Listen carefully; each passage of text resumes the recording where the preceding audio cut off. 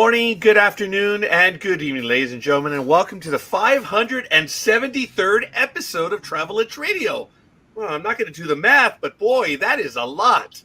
I'm Roger Noriega, also speaking for the absent Dan Schlossberg, and we're in our 13th season of Travel Itch Radio, the show that lets you enjoy the pleasures of travel from the comfort of your armchair.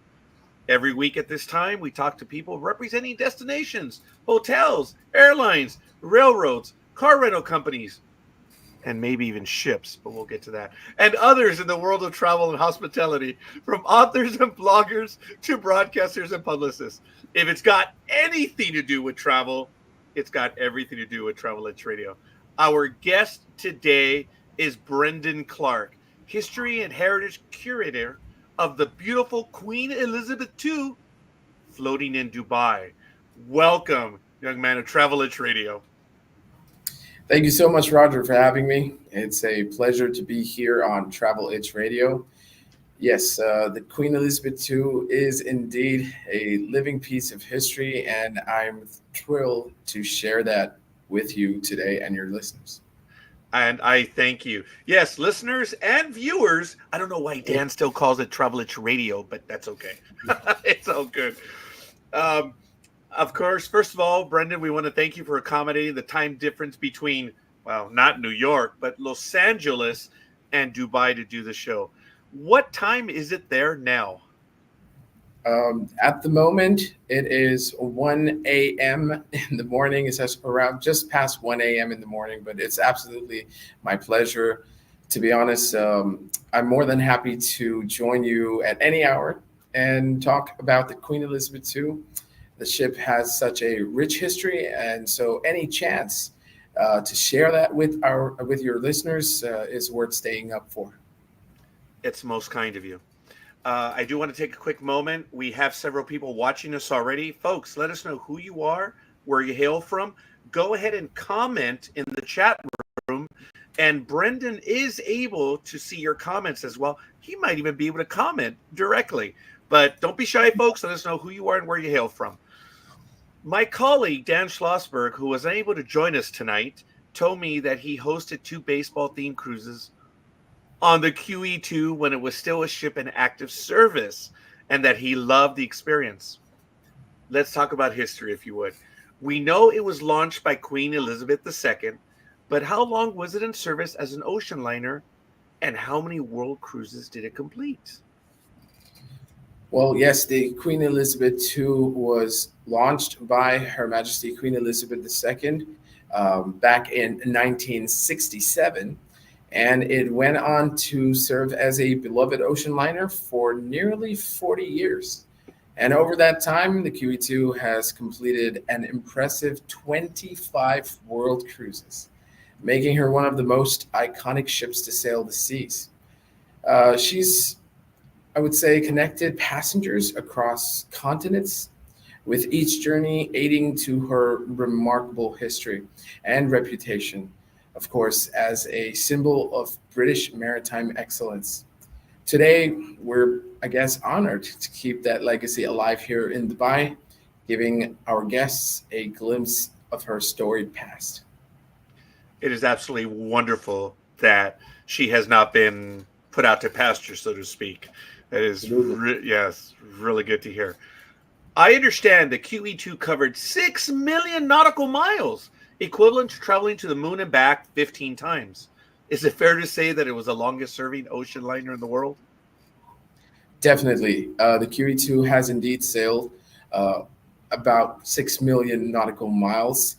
And so we can approximately say 6 million, nautical miles in total. Yes, this phenomenal achievement certainly places the QE2 among the longest serving ocean liners in the world. The QE2's service record and the sheer distance she's covered are unmatched, cementing her status, I would say, as one of the most enduring and beloved ships in maritime history. Wow, that's impressive.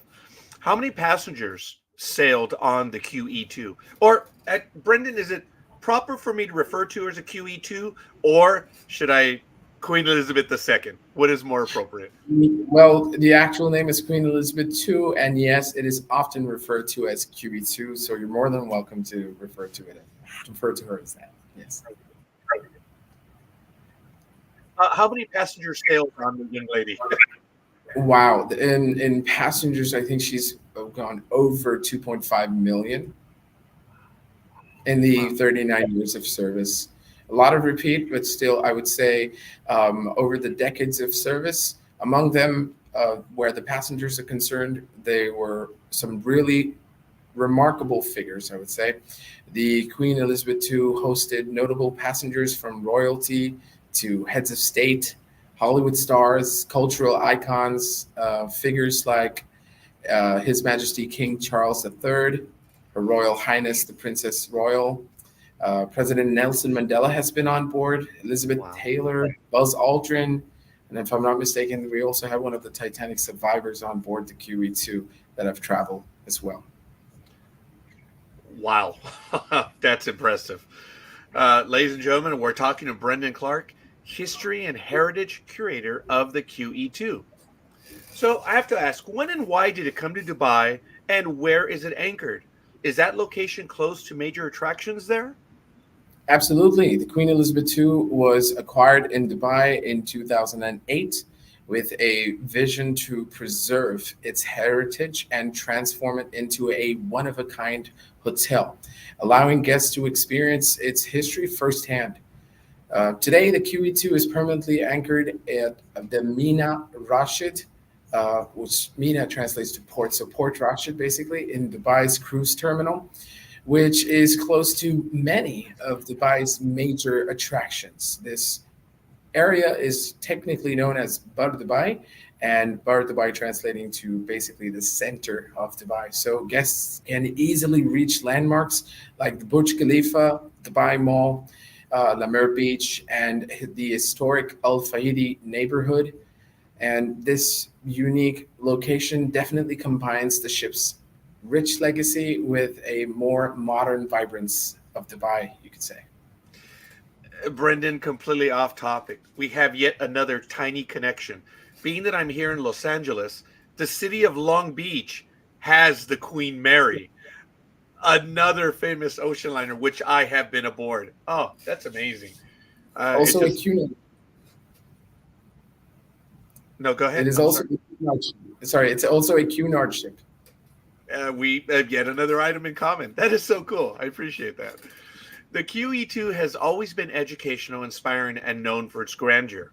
It seems every corner, every nook and cranny tells a story, which you preserve and promote through your guided heritage tours. By all means, please share.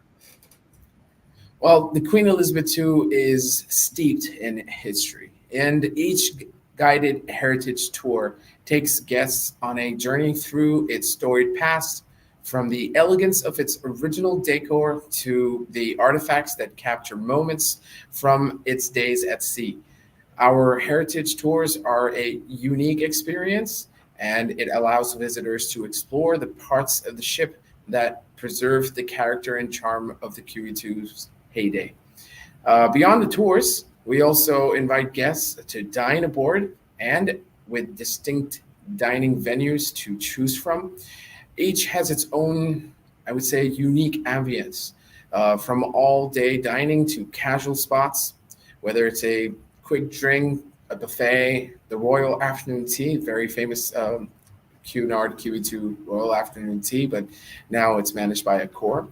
And we offer diverse culinary experiences that allow guests to fully immerse themselves in the QE2's charms.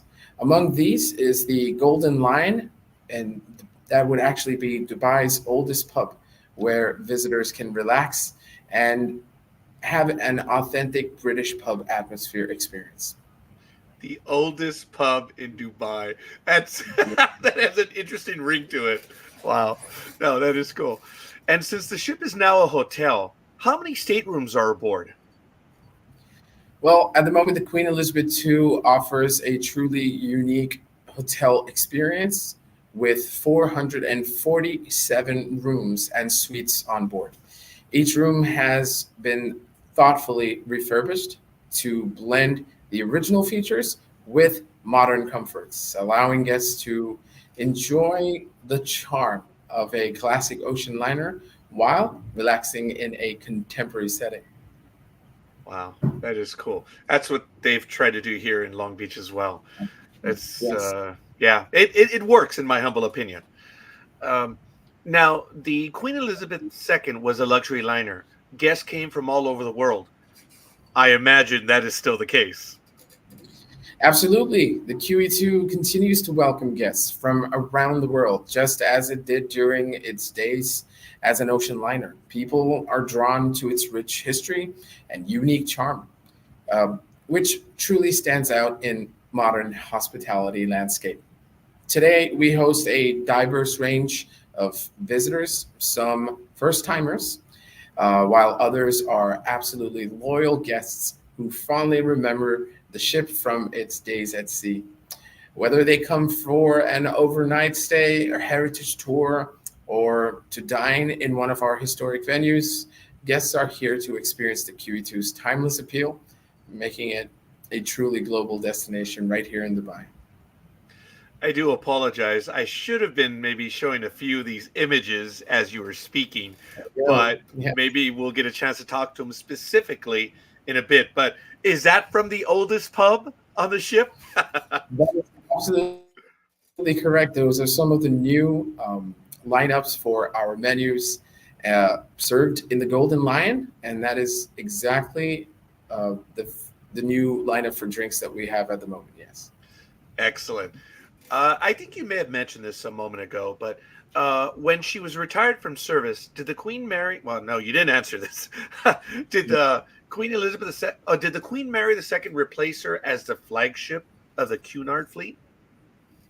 Yes, that is correct. When the QE2 was retired from service in 2008, the Queen Mary II, which is another Cunard ship, took over as the flagship for the Cunard fleet. The QE2 has served proudly for 40 years, and its spirit and heritage continues to live on here in Dubai. This is Travel Itch Radio with Roger Noriega, subbing for Dan Schlossberg. We're in our 13th season and approaching our 600th episode. We're live at 5 New York time every Thursday. We're on LinkedIn, YouTube, WhatsApp, X, Twitter, Facebook. And if you think it, chances are we're on it. But I kid, of course. We are talking to Brendan Clark, History and Heritage Curator of the QE2. We'd like to know a little bit more about the history of the QE2. And I should have remembered this. Wasn't she actually used as a troop transport during the Falklands War of 1982? Absolutely. The QE2 played an extraordinary role during the Falkland War in 1982. She was requisitioned by the British government and transformed into a troop ship, transporting around 3,000 troops and over 650 volunteer crew members to the South Atlantic, south of Georgia. It was a remarkable and swift transformation.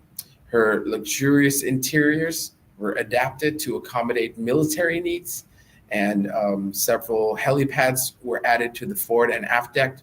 The chapter, or I would say this chapter of her history, adds another layer to the legacy of the QE2, showcasing her versatility and dedication to those on board.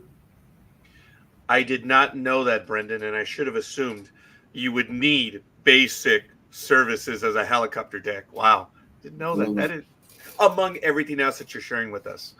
When and where was the ship launched, and when did she make her maiden voyage? Was it across the Atlantic, as some ships do?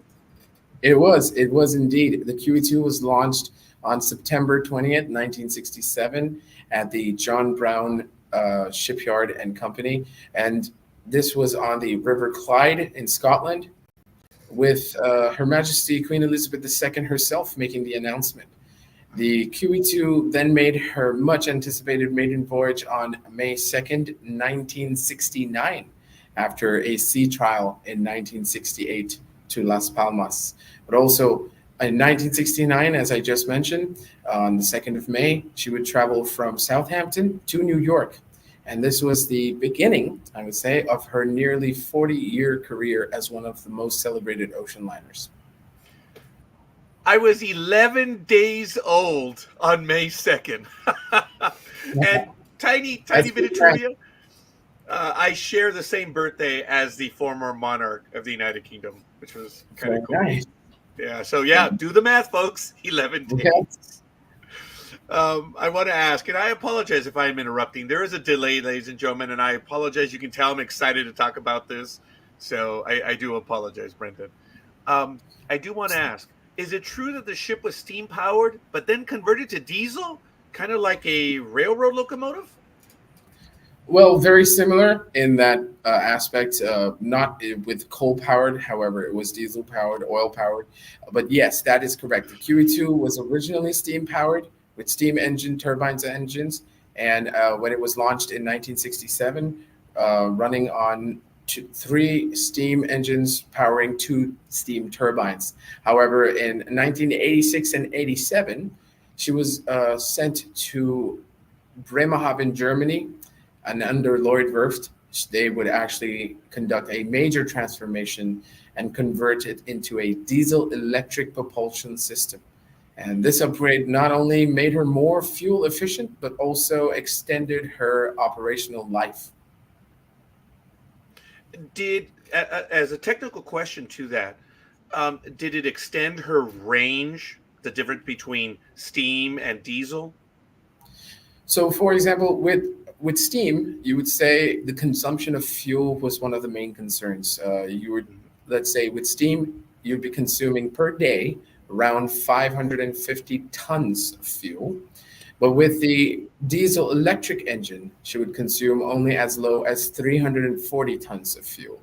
Besides that, it would also add, the new engine would also add a lot more power Yes. to the ship. If you actually think about it, most of your modern day cruise ships, their top speed is between 22 to 26 knots. And whereas with the QE2, her top speed is at 34 knots. In any world, that's a fast ship. Absolutely. Absolutely. Wow. Yeah, that is fast. Again, you may have touched on this, but when was when was the QE2 retired, and how soon was she able to make it to Dubai? Well, the QE2 was officially retired from service in 2008. Yes. Soon after retirement, she sailed to Dubai on her final world cruise, a 16-night world cruise in 2008, arriving on November 27th, 2008. Dubai became eventually her permanent home, where she was preserved and transformed into the historic floating hotel that she is today.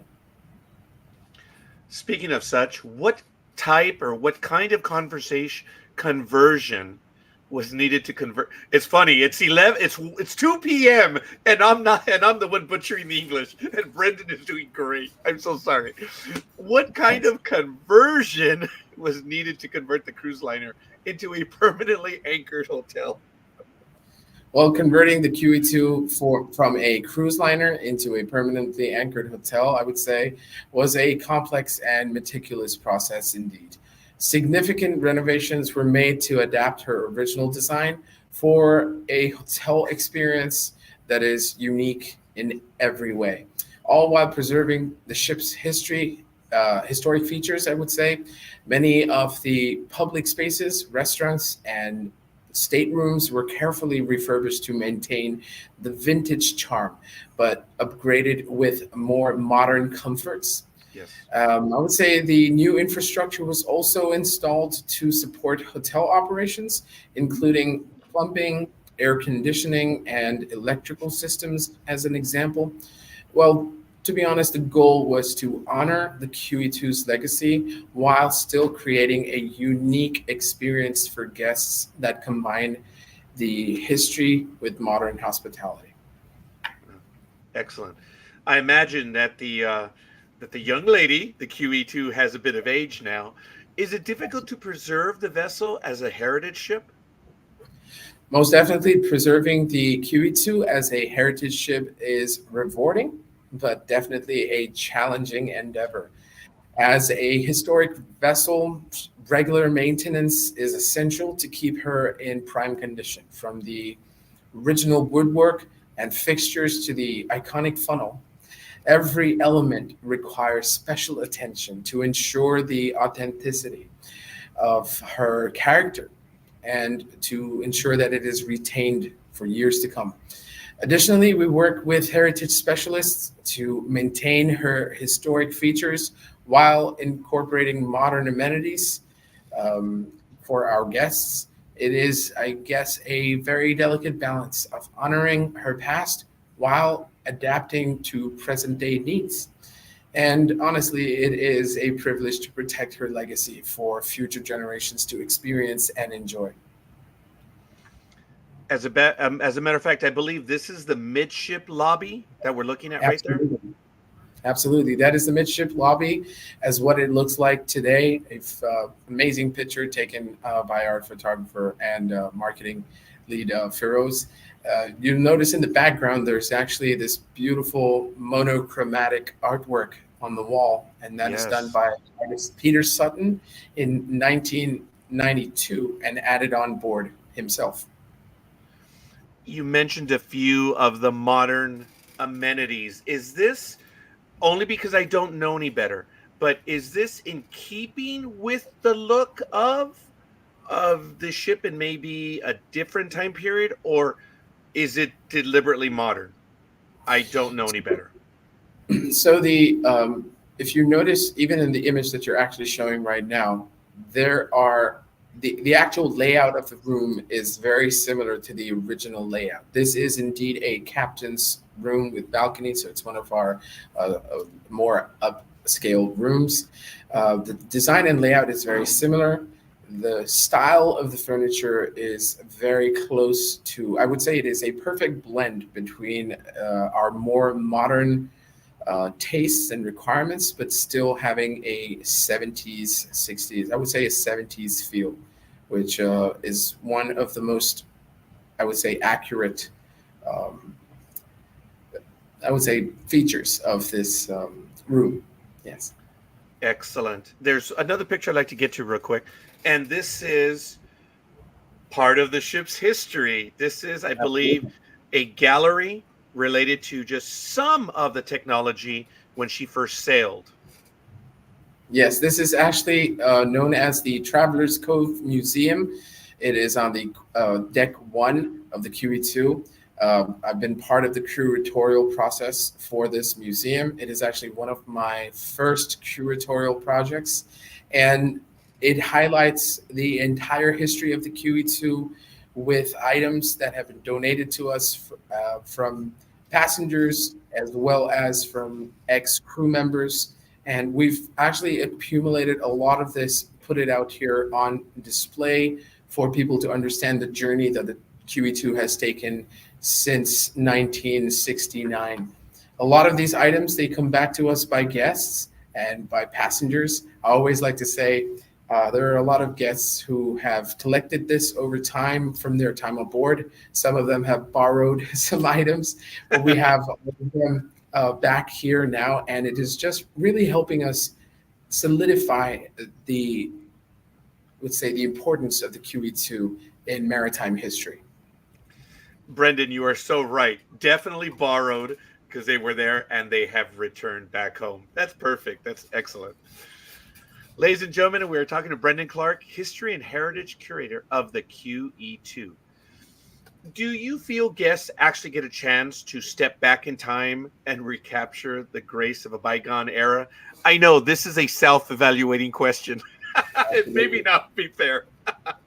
No, absolutely. Stepping aboard the QE2 is like taking a journey back in time. In all fairness, we've carefully preserved her original features, from the elegant wood paneled corridors to the classic furnishings in the staterooms and public areas. Guests are surrounded by the charm and sophistication of a bygone era, experiencing firsthand the features that make the QE2 one of the most beloved ocean liners. Our heritage tours as well, historical artifacts, and the original venues all add to this authentic experience, allowing guests to relive the elegance of classic ocean travel right here in Dubai. I believe this is an image of the young lady docked, correct?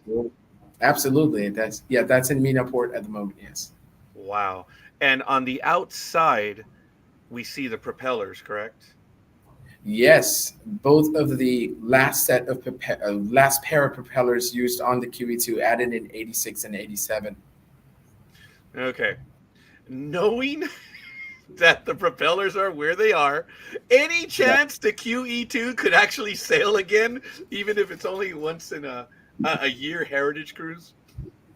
Well, while it is absolutely a captivating idea, the QE2 is now permanently and safely docked in Mina Rashid with no plans for her to sail again.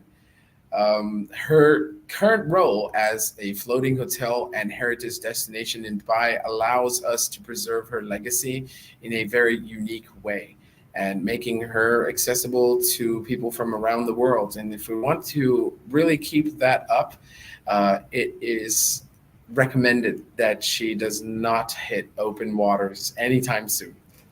Yes.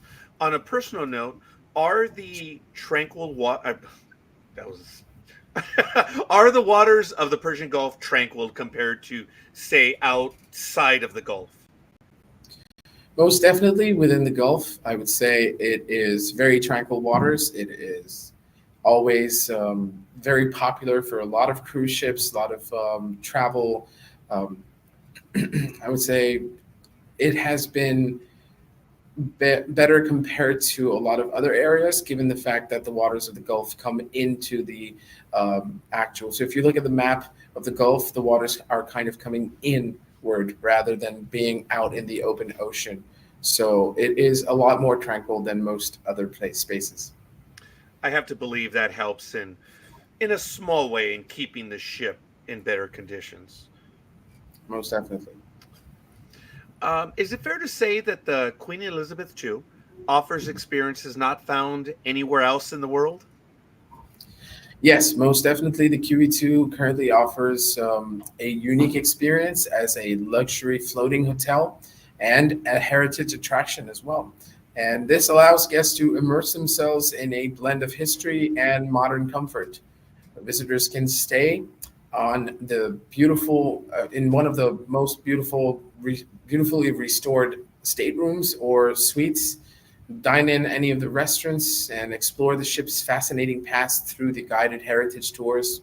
The ship is also a host to special events, private gatherings, and cultural experiences, providing a very rich combination of leisure, history, and hospitality, all in one very unique destination. I'm aware that there is other ships around the world, such as the one we just spoke about with the Queen Mary in Long Beach, California. I believe it is a similar experience if you look down to the brass of it. However, in all fairness, each has its own unique set of, uh, I would say, charm. And the Oh, yeah. QE2 is most definitely the only one in the entire Middle Eastern region. There are not very many former Cunard ships docked anywhere. There's no doubt about that. Now, I understand that during the heyday of cruising, the midnight buffet was a highlight for many passengers. I understand there's still a buffet, but it's not at midnight anymore, is it? Well, yes, most definitely. That's right. While we no longer offer a midnight buffet, we've carried on the tradition of a great dining experience. Guests can still enjoy an impressive buffet at the Lido restaurant, one of its originals, but at more convenient times now, Yes. allowing them to savor a wide range of flavors inspired by the ship's legacy. So, yes. Excellent. I thank you for that. I understand the ship has won many awards and honors during its time as an ocean liner. Has it won any as a hotel? Yes, the QE2 has continued to receive several recognitions in its new life as a hotel. Since its transformation, the QE2 has been honored with various awards, and that all of these awards celebrate its unique offering and dedication to preserving its history. Those accolades, I would say, reflect the hard work and commitment of the entire team to deliver an exceptional experience while still honoring the ship's legacy. So, yes, several awards over the years. You mentioned special events. I understand that the winter holidays are coming up. Is anything special for the QE2? Well, the festive season is always a magical time anywhere around the world, but most especially aboard the QE2. And we have a range of festive events planned to make the season truly special. Our annual festive tree lighting at the pavilion will kick off the celebrations, eventually bringing families and friends together for an enchanting evening. We'll be offering festive afternoon tea the at the Queen's Grill, by the way, which is one of the most elite restaurants aboard the QE2. Christmas Day lunch in the Queen's Room, which is one of the largest ballroom aboard the QE2, and a New Year's Eve gala dinner to ring in the new year in style. Guests can also book private festive events throughout the season, by the way, each with a 10% early bird discount if they are booking in advance. So we're excited to welcome everyone aboard the QE2 for a memorable holiday season.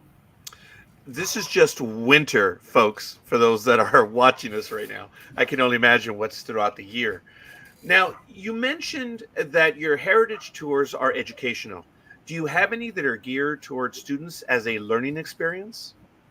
Yes, absolutely. Our heritage tours offer a fantastic educational experience for students, providing a unique opportunity to blend about and learn about maritime history, engineering, and the QE2's role as a global global events.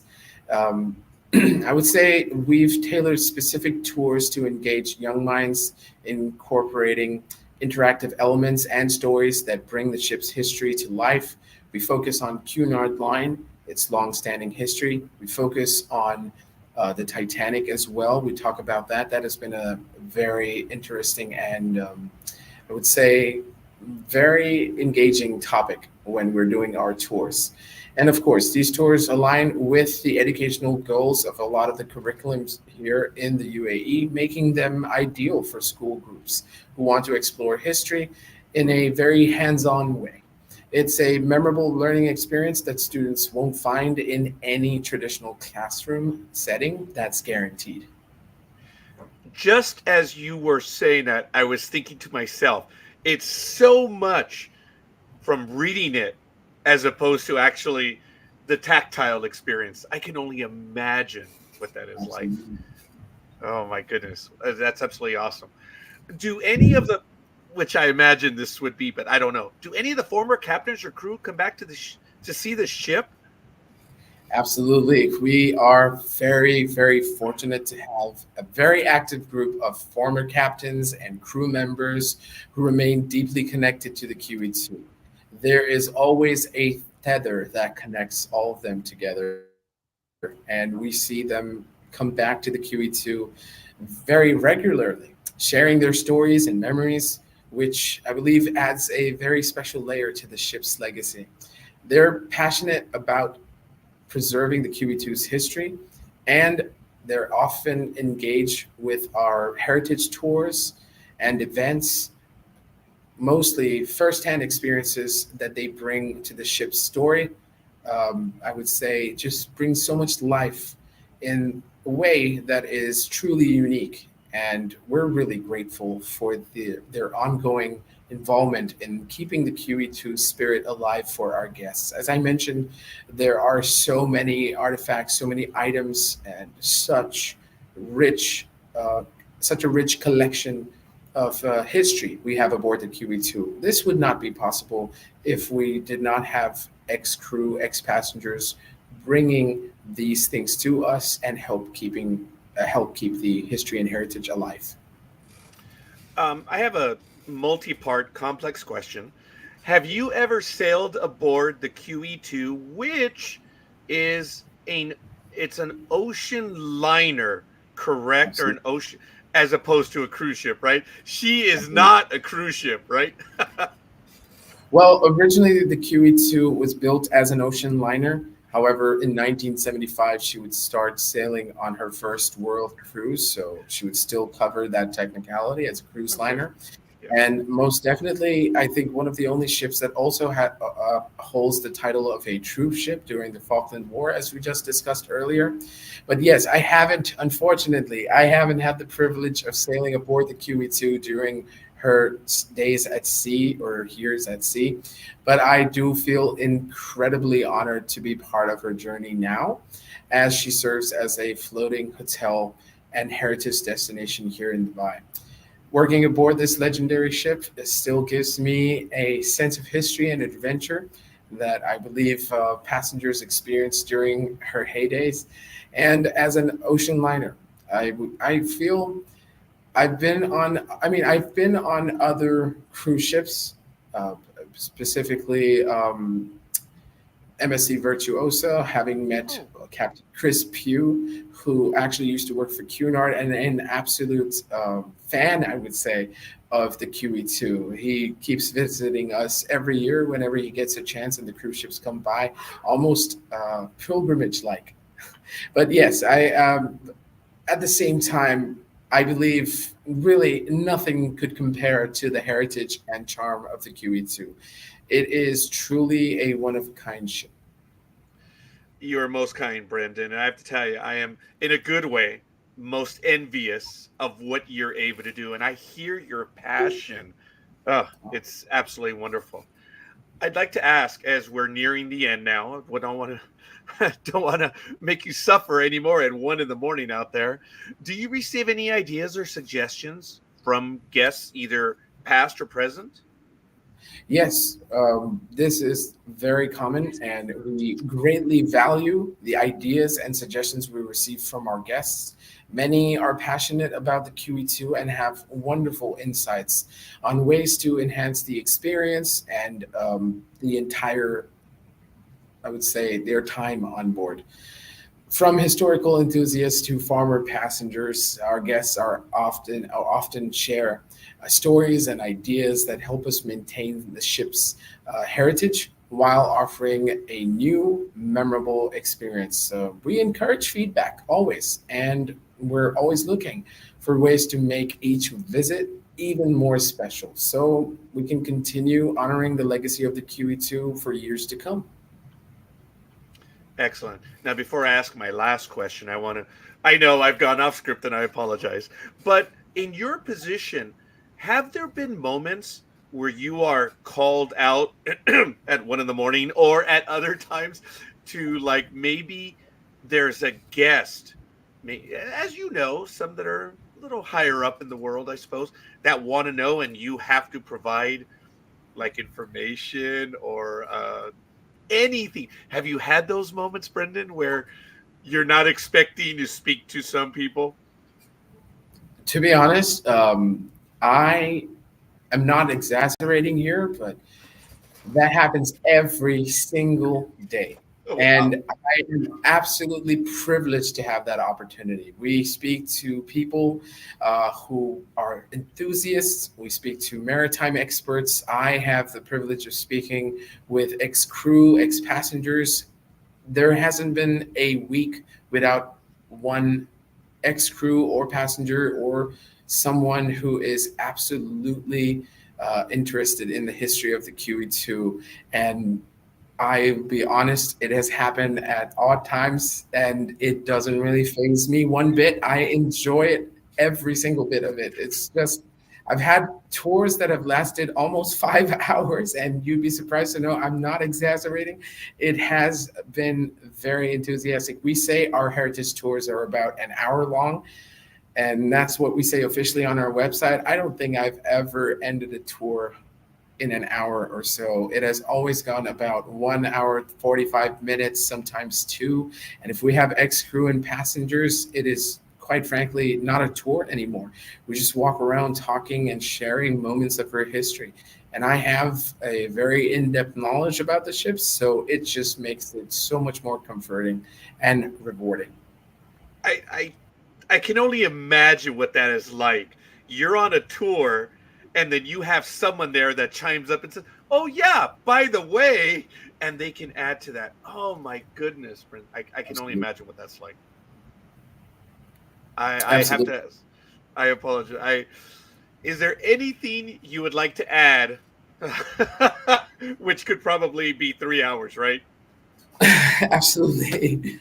I mean, 49 years of service and sailing over 6 million nautical miles, having 25 captains in total. All of this can't be encompassed in an hour on a tour or even on this platform right here. But yes, I would like to say, first of all, a big thank you to Travel Ish Radio and all your viewers today. Honestly, it's been an absolute pleasure sharing the story of the Queen Elizabeth II with you all. For anyone interested, by the way, in learning more about the Queen Elizabeth II Hotel, I invite you to visit our website at QE2.com, where you'll find detailed information on our heritage tours, dining options, staterooms, and upcoming events. You can also follow us on social media. I mean, it is like you mentioned in the start of your video, or if it's online, we're there probably everywhere. So yes, we're most available on most common and popular social media platforms. And this will get you a chance to view all our latest updates and a glimpse of life aboard the QE2. So most definitely, we look forward to welcoming you on board in future. Ladies and gentlemen, I hope you caught that. QE2.com. You excellent. All right, ladies and gentlemen, that is absolutely awesome. I want to thank Brendan Clark at this ungodly hour. You are so kind, and it's been absolutely awesome, young man. I envy you in a good way, and Absolutely appreciate I, it. I can only imagine, and I thank you. So, ladies and gentlemen, at this point, I just want to tell you this is the 50th anniversary of the home run that broke Babe Ruth's record for Hank Aaron. You know all about it. Get the book from Dan Schlossberg, Home Run King, the remarkable record of Hank Aaron. Check it out. It's a 265-page hardcover. You know where? Check it out on Amazon. For now, that's it for this edition of Travel Radio. Next week, same time, same place, same writer. We'll talk to travel writer and world traveler Lisa Ayanuki about her favorite places.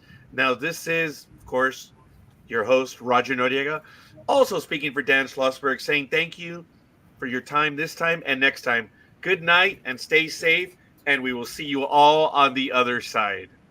Thank you, Brendan. You're most welcome.